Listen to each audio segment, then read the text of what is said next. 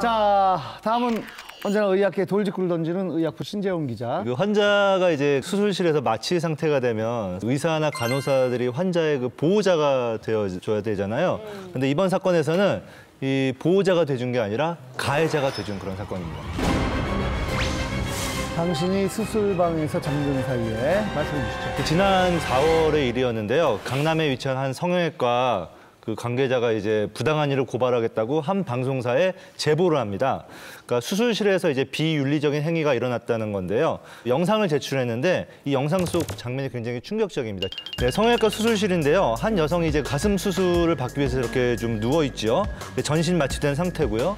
그런데 이제 저 상태에서 스마트폰으로 이제 간호사가 촬영을 합니다. 저 보형물을 쥐는 그 의사의 모습과 제품명이 들어간 포장지까지 이렇게 집중적으로 촬영을 하게 됐는데 굉장히 좀 충격적입니다.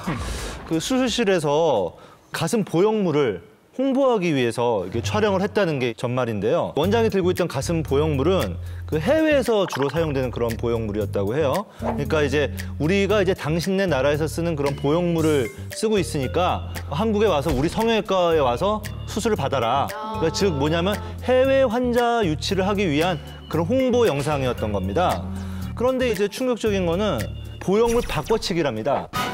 무슨 내용이냐면 보형물을 집어넣었다가 수술하는 척 이제 촬영을 하고 나서 촬영이 끝난 후에는 그 보형물을 다시 빼내고 원래 이제 그 수술을 하려고 했던 보형물을 다시 집어넣은 그런 상황이 되는 거죠. 아니, 그럼 환자하고는 전혀 얘기가 안 된 건 거죠? 당연히 그 누워있던 환자는 이 홍보 영상을 촬영했다는 사실 자체를 전혀 알 수 없는 그런 상태였는데 여기 이제 등장하는 의사가 환자의 수술을 맡은 건 담당 의사가 아니고 이 병원의 대표 원장입니다.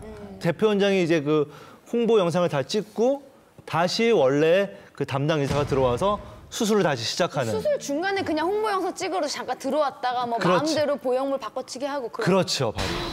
네, 그러니까 정말 이제 말이 안 되는 일이 일어났는데 한 직원이 이게 이렇게 영상 이렇게 찍어도 되는 거냐 이렇게 원장한테 물어봤더니 원장이 괜찮다, 환자가 알 리가 없다, 전혀 문제가 아니다라고 이제 답변을 했다고 합니다. 결국 이런 수술실의 만행은 내부 고발을 통해서 이제 결국 전모가 밝혀지게 되는데요. 사건이 이렇게 좀 커지다 보니까 이게 성형외과 경영진이 환자의 동의를 구했어야 되는데 구하지 못한 건 사실이다라고 잘못을 시인했습니다. 현재 그 대한의사협회 대변인은 이 수술실에서는 절대 일어나서는 안 되는 일이 일어났다.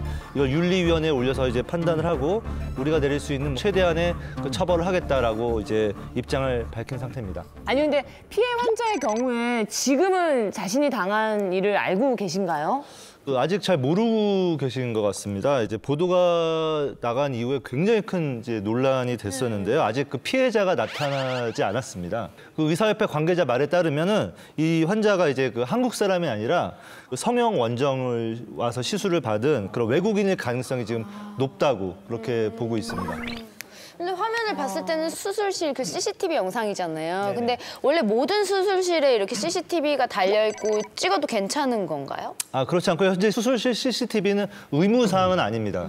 많은 병원에서 이제 저렇게 안전 목적에서 이렇게 도입을 하는 경우가 있는데 그러니까 환자의 동의를 받고 또는 이제 환자 측에서 먼저 요구하는 경우도 있습니다. 그렇게 동의 합의하에 그렇게 하는 거는 전혀 상관이 없는데 이 경우에는 이 CCTV가 이렇게 있다는 것을 알면서도 저렇게 이제 영상을 촬영했기 때문에 이제 문제가 되는 거죠. 이렇게 충격적인 사건을 벌여놓고도 아직도 이렇게 병원이 운영을 하는지. 환자의 어떤 건강에 어떤 위해를 가한 경우에는 이제 영업 정지 같은 걸 할 수 있는데 이 경우는 사실 어떻게 보면은 조금 애매한 부분이 있거든요. 만약에 처벌을 받게 되면 이제 직업윤리 위반으로 이제 6개월 자격 정지를 받을 수 있다고 하네요. 혹시나 좀 안타까운 게 이렇게 내부 고발을 해서 병원에서 좀 불이익을 당하고 있는 건 아닌지. 이 내부 고발자 같은 경우에 병원 소속 직원은 아니었고요. 가슴 보형물 판촉을 의뢰한 그 회사의 그 파견 직원이었다고 합니다. 병원과는 직접적인 관계가 없기 때문에 다행히 좀 큰 피해는 없을 것 같습니다. 네. 자, 신재훈 기자 마지막으로 정리해 주시죠. 뭐 사실 우리나라가 이제 성형수술 굉장히 많이 하는 나라고 외국에서도 이렇게 성형수술 많이 하러 오는데 이런 사건들이 자꾸 벌어진다면은 정말 성형외과들 큰일 날 것 같습니다. 네.